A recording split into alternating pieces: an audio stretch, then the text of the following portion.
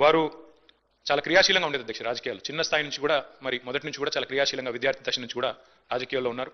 తెలుగు యువతలో పనిచేశారు. ఒక పార్టీ ఒక నాయకుడిని నమ్ముకుంటే చివరి దాకా వారు ఒకసారి ఎన్టీ రామారావు గారి నాయకత్వం నడిచారు. తర్వాత తెలుగుదేశం పార్టీ ఇక్కడ నుంచి మాయమైన తర్వాత వారు కేసీఆర్ గారితో కలిసి మరి కష్టం వచ్చినా నష్టం వచ్చినా మరి 2 సార్లు కేసీఆర్ గారి నాయకత్వంలో ఎమ్మెల్యేగా గెలిచి మొదటిసారి ఎన్టీ రామారావు గారి పార్టీ తెలుగుదేశం పార్టీలో 14లో ఆనాడు మరి గెలిచి తర్వాత మరి టీఆర్ఎస్ నుండి కూడా 2 సార్లు ఎమ్మెల్యే అయినారు అధ్యక్ష. ముఖ్యమంత్రి గారు చెప్పినట్టు హ్యాట్రిక్ కొట్టడం ఎమ్మెల్యేలకు అంత సులువు కాదు అధ్యక్ష. గోపీనాథ్ గారి గురించి ఒక మాట చెప్పాలంటే అధ్యక్ష, వారు చనిపోయిన రోజు నేను హరీష్ రావు గారు ఇద్దరం ఏఐజీ హాస్పిటల్ నుండి బయలుదేరి వాళ్ళ ఇంటి దగ్గరికి వెళ్ళి కొన్ని ఏర్పాట్లు చేద్దామని ముందు పోయినాం అధ్యక్ష. ఆ రోజు నిజంగా ఆశ్చర్యం అనిపించింది మాకు. చెప్తారు అధ్యక్ష, మన హైదరాబాద్లో సామెత చెప్తారు, ఊపర్ షేర్వాణి అందరు పరేషాని. అక్కడ పోయిన తర్వాత నేను హరీష్ రావు గారు నిజంగా ఆశ్చర్యంలో నేను గోపీనాథ్ గారు ఉండే ఇల్లు అది ఒక మాదాపూర్ ప్రాంతంలో చాలా చిన్న ఇల్లు అధ్యక్ష. నాకు తెలిసి 250-300 గజాలు కూడా ఉంటుందో ఉండదో, చాలా చిన్న ఇల్లు. ఎన్నడూ కూడా గోపీనాథ్ గారు మాకు తను ఎప్పుడు కనబడ్డా ఇందాక మరి ప్రభుత్వం నుంచి చెప్పినట్టు ఎప్పుడు కూడా చాలా గుంభనంగా చాలా ఎప్పుడు కూడా ఎక్కడ కూడా తనకి ఏమైనా ఇబ్బంది ఉన్నా చెప్పేవాడు కాదు అధ్యక్ష. అక్కడ పోయి చూసిన తర్వాత వాళ్ళ 3 పిల్లలు అక్షర, దిశిర, వాత్సల్య 3 పిల్లలు అధ్యక్ష. ఇంకా చిన్న పిల్లలు 20, 21, 22 ఏళ్ళు ఉంటాయి. ఎవరు కూడా ఇంకా పెళ్లి అవ్వలేదు, సెటిల్ అవ్వలేదు. వాళ్ళని చూసి బాధపడ్డాం. తర్వాత ఇల్లు చూసి కూడా బాధపడ్డాం, ఇట్లా ఉన్నారా ఈయన ఇన్ని రోజులు. ఎందుకంటే ఎప్పుడు ఏ ఫంక్షన్ వచ్చినా బాగా లావిష్గా ఖర్చు పెట్టేటాడు అధ్యక్ష. ఊపర్ షేర్వాణి అందరు పరిశాన్ ఎందుకన్నా అంటే ఎక్కడ కూడా ఇంకా తెలియనియలే మాకు ఈ కష్టం ఉందని కానీ ఇంకోటని కానీ. తెలంగాణ ప్రభుత్వం ఆనాడు బతుకమ్మ చీరలు అనే కార్యక్రమం మనం 2016-17లో ప్రారంభించినాం అధ్యక్ష. కానీ అంతకంటే ముందే గోపీనాథ్ గారు తన కాన్స్టిట్యున్సీలో బతుకమ్మకి చీర పెట్టే ఒక సంస్కృతిని కూడా తీసుకొచ్చింది గోపీనాథ్ గారు అధ్యక్ష. మనందరం గోపీనాథ్ని ఇక్కడ పిలుస్తాం కానీ ఆయన మొత్తం కాన్స్టిట్యున్సీలో మాత్రం గోపన్నగానే పిలుచుకుంటారు. ఎక్కడ పోయినా ఏ డివిజన్ పైన గోపన్న గోపన్న అని మాట్లాడతారు. ప్రజల్లో నిత్యం మమేకమయ్యే వ్యక్తి అధ్యక్ష. జరిగింది. అదేవిధంగా వారికి నాకు అత్యంత సన్నిహిత సంబంధాలు, ఒక మంచి మిత్రుడు అధ్యక్ష మాగంటి గోపీనాథ్ గారు. 2014 సంవత్సరంలో నేను 2వసారి శాసనసభ్యుడిగా, మాగంటి గోపీనాథ్ గారు మొట్టమొదటి శాసనసభ్యుడిగా ఈ సభలో మొట్టమొదటి తెలంగాణ రాష్ట్ర శాసనసభలో కలిసి పనిచేయడం జరిగింది. ఎన్నికల సమయంలో కానీ ఎన్నికైన తర్వాత కానీ వారు తర్వాత రాజకీయ విధానాలలో మార్పు వచ్చిన వ్యక్తిగతమైన మిత్రత్వము, అదేవిధంగా వారి యొక్క వ్యవహార శైలిలో ఎలాంటి మార్పు లేదు. ఒక మిత్రుడిగా 2014, 2018, 2023 3 సార్లు శాసనసభ్యుడిగా ఎన్నికై హ్యాట్రిక్ సాధించిన శాసనసభ్యులలో చాలా తక్కువ మందిలో మాగంటి గోపీనాథ్ గారు ఒకరు. ఈరోజు అనుకోని పరిస్థితుల్లో వారు అకాల మరణం చెందడం ఈ సభలో ఉన్న సభ్యులకే కాదు వారి కుటుంబానికి, జంట నగరాలలో పేదలకు వారు లేని లోటు ఈరోజు మనందరం చూస్తున్నాం. జూన్ 8న వారు మరణించడం జూబ్లీహిల్స్ నియోజకవర్గ ప్రజలకు తీరని లోటు. అదేవిధంగా వారి కుటుంబానికి, వారి సోదరుడు, వారి తల్లి, వారి భార్య, కుమార్తె, కుమారుడు, వాళ్ళ కుటుంబ సభ్యులకు ఒక తీరని లోటు. ఎందుకంటే అకాల మరణం ఆ కుటుంబానికి తీరని దుఃఖాన్ని తీసుకొచ్చి పెట్టింది. జూబ్లీహిల్స్ నియోజకవర్గ ప్రజలకు కూడా చాలా లోటు. ఎందుకంటే సౌమ్యుడు, మితభాషి మాగంటి గోపి. వారు చాలా తక్కువ మాట్లాడతారు. చూడడానికి క్లాస్ లీడర్గా కనిపించిన మాగంటి గోపీనాథ్ ఒక మాస్ లీడర్. జూబ్లీహిల్స్ ప్రాంతంలో ఉండే ఆ నియోజకవర్గంలో ఉండే బస్తీలలో పేదలతో వారికి ఉన్న సన్నిహిత సంబంధాలే రాజకీయాల పరిస్థితులు ఆటుపోట్లు ఉన్న 3 సార్లు శాసనసభ్యుడిగా ఎన్నికై ఆ ప్రాంత ప్రజలకు వారు సేవలు అందించడం జరిగింది. ఈరోజు ఈ సభ వారి కుటుంబానికి మనందరం అండగా నిలబడాలి. అదేవిధంగా వారి ఆత్మకు శాంతి చేకూరాలి. అలాంటి అరుదైన ప్రజాసేవలో ఉన్న ప్రజాప్రతినిధులు కోల్పోవడము మనందరికీ తీరని లోటు. అందుకే తమరి అనుమతితో ఈ శాసనసభలో ఈ సంతాప తీర్మానాన్ని ప్రవేశపెట్టడమే కాకుండా ఆ కుటుంబానికి ప్రగాఢమైన సానుభూతి తెలియజేస్తూ వారి ఆత్మకు శాంతి చేకూరాలి అని భగవంతుడిని ప్రార్థిస్తూ తమరి దగ్గర సెలవు తీసుకుంటున్నాను అధ్యక్ష. అధ్యక్ష, గౌరవ ముఖ్యమంత్రి గారు సంతాప తీర్మానాన్ని ప్రవేశపెట్టినటువంటి సందర్భాన్ని పురస్కరించుకొని బలపరుస్తూ అధ్యక్ష గోపీనాథ్ గారికి ఇక్కడ మాట్లాడిన గౌరవ ముఖ్యమంత్రి గారు, మంత్రులు, మా నాయకుడు కేటీఆర్ గారు, బట్ నాకున్నటువంటి అనుబంధం వేరే అధ్యక్ష. మేము అప్పుడు యంగ్స్టర్గా, యువకులుగా ఎన్టీ రామారావు గారు మరి పార్టీ ఆవిర్భావం, వారు ఎన్టీ రామారావు గారు హ్యాబిట్స్లో ఉంటుండే అధ్యక్ష. పార్టీ కార్యాలయం హిమాయత్ నగర్లో, గోపీనాథ్ గారి ఇల్లు ఆ ఎదురుగా హైదర్ నగర్. అయితే తెలుగు యువతలో నేను గోపీనాథ్ గారు అనేకమైనటువంటి కార్యక్రమాలు హైదరాబాదే కాదు అధ్యక్ష, ఢిల్లీ కానివ్వండి, ఆంధ్రప్రదేశ్ కానివ్వండి, తమిళనాడు కానివ్వండి, ఎక్కడికి పోయినా ఇద్దరం కలిసి ఎన్టీ రామారావు గారితో పాటు. అంటే ఎన్టీ రామారావు గారు అంటే మాకు బాగా అభిమానంగా, మేము చిన్నప్పటి నుంచే వారితో పాటు యువతల మరి కలిసి పనిచేయడం జరిగింది అధ్యక్ష. అయితే ఆ తర్వాత గోపీనాథ్ గారు నగర అధ్యక్షుడుగా తెలుగు యువత, ప్రభుత్వం వచ్చిన తర్వాత కూడా డైరెక్టర్గా, అదేవిధంగా వినియోగదారుల సంఘం మెంబర్గా పనిచేసినటువంటి సందర్భం. అయితే అనుకోకుండా నాకే మొదల అవకాశం వచ్చింది అధ్యక్ష 94లో.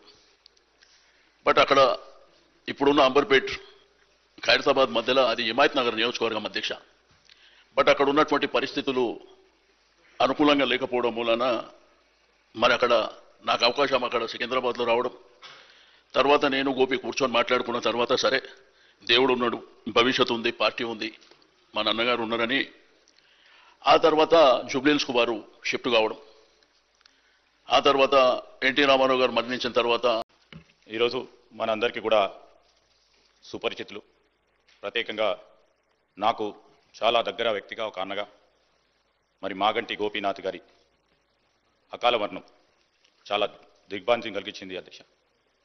ఈరోజు వారు జూబ్లీహిల్స్ నియోజకవర్గానికి ప్రాతినిధ్యం వహించి మనందరి సహచర ఎమ్మెల్యేగా ఈరోజు మన మధ్యలో లేకపోవటం కూడా చాలా బాధాకరం.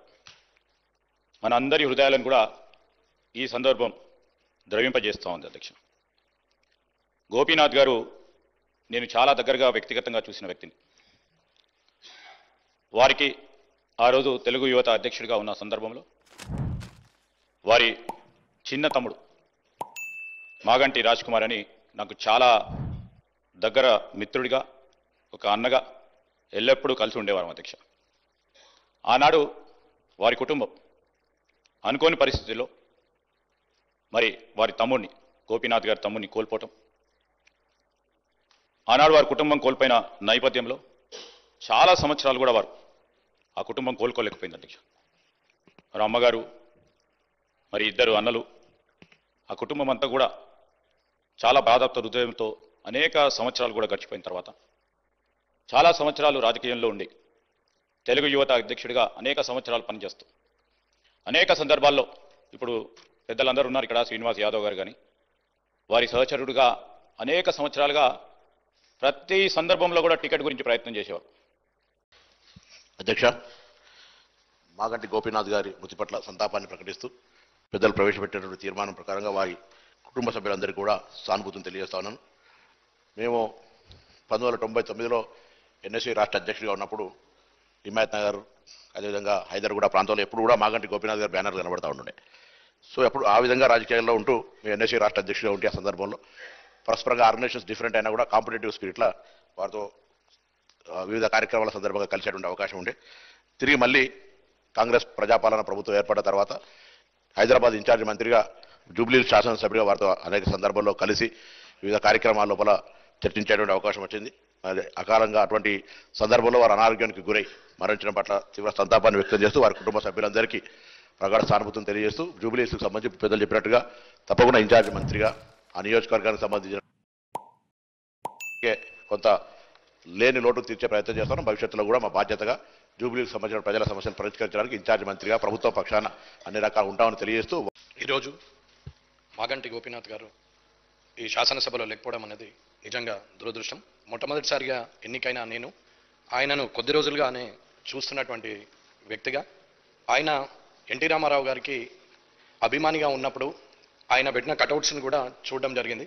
మాగంటి గోపీనాథ్ గారు 1963లో జన్మించి వెంకటేశ్వర ట్యూటోరియల్స్లో చదువుకొని ఉస్మానియాలో పట్టా పొందిన తర్వాత తెలుగుదేశం పార్టీలో ఎన్టీ రామారావు గారితో పనిచేయడానికి ముందుకొస్తూ విద్యార్థిగా అక్కడే తెలుగు దేశం యువజన విభాగానికి ఉంటూ హైదరాబాద్ అర్బన్ డెవలప్మెంట్ అథారిటీలో ఆయన సభ్యుడిగా కొనసాగుతూ అలాగే 2014 వరకు రాజకీయాల్లో సుదీర్ఘంగా ఉంటూ 14లో మొట్టమొదటిసారిగా ఈ శాసనసభకు ఎన్నికై 2018లో తిరిగి మరొకసారి 2023లో మూడవసారి హ్యాట్రిక్ చేస్తూ ఈ శాసనసభలోనే ఆయన 3 సార్లు గెలిచిన వ్యక్తిగా నిలుస్తూ జూబ్లీహిల్స్ నియోజకవర్గానికి ఎనలేని సేవలు చేస్తున్నటువంటి మాగంటి గోపీనాథ్ గారు సినీ నిర్మాతగా సినీ రంగంలో కూడా అగ్రనటులతోనే సినిమాలు తీసి ఇవాళ చిరస్థాయిగా ఎన్టీ రామారావు గారి అభిమాని ఎవరు అంటే మాగంటి గోపీనాథ్ గారు అనే పేరు ఉండే పరిస్థితిలో, అలాగే రాజకీయంలో కూడా ఆయన చిరస్థాయిగా ప్రజల గుండెల్లో నిల్చుండిపోయి ఆనాడు ఎన్టీ రామారావు గారితో రాజకీయ అరంగేట్రం చేసి ఇప్పుడున్న కేసీఆర్ గారితో 10 ఏళ్ళు ఈ శాసనసభలో సభ్యుడిగా ఉంటూ ప్రస్తుత శాసనసభలో కూడా సభ్యుడిగా ఉన్నటువంటి గోపీనాథ్ గారు. शुक्रिया स्पीकर साहब। आज जो चीफ मिनिस्टर साहब जो तहरीक ताज़ियत पेश किए हैं उसके ऊपर बात करने के लिए मैं खड़ा हूं। गोपीनाथ रेड्डी साहब जो गुज़िश्ता असेंबली सेशन में हमारे साथ थे, आज हमारे दरमियान में नहीं है। इंसान का पैदा होना सबूत है मौत के लिए। हर पैदा होने वाले को मरना ज़रूरी है, मौत उसको आनी है, लेकिन याद वही लोग रहेंगे जो अच्छे काम करके गए। जो अच्छे काम नहीं करे, ताकि लोग कम से कम जो अच्छे काम करा उसको याद करेंगे कि भाई अच्छा आदमी था। जो खराब काम करेगा लोग उसको बोलेंगे अच्छा हुआ मर गया। तो बहरहाल एक बेहतरीन इंसान, शरीफुन नफ्स, खामोश तबीयत के, जो 2014 से हमारे साथ इस असेंबली में 3 बार मुसलसिल जीत कर यहाँ पर आए और खामोश तबीयत के थे, आवाम के अंदर रहते थे, आवाम का काम करते थे। टीडीपी पार्टी से उन्होंने शुरुआत की। 2014 में जिस वक्त इलेक्शन हुआ, इलेक्शन के बाद बाइफर्केशन हुआ, पहली बार वो 2014 में जीते। मेरे से भी बहुत से अच्छे मरासिम थे, मैं हमेशा उनसे पूछते रहता था क्या गोपी कैसी है तबीयत, ने बोला भाई ठीक है। बड़े अच्छी तबीयत के और आवाम के दरमियान में रहने वाले थे।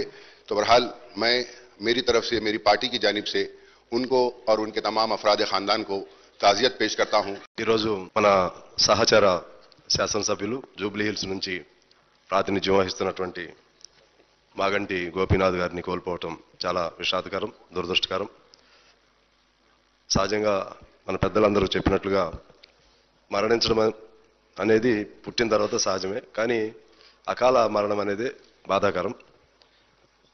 అలాగే గోపీనాథ్ గారు గురించి నేను కూడా చాలా నాకు వ్యక్తిగతంగా పెద్ద సంబంధాలు లేనప్పటికీ ఆయన గురించి ఎక్కువగా జూబ్లీ హిల్స్లో మా బంధువులు కానీ మా తెలిసిన వాళ్ళు కానీ ఆయన గురించి ఎక్కువ చెప్తా ఉండేవారు.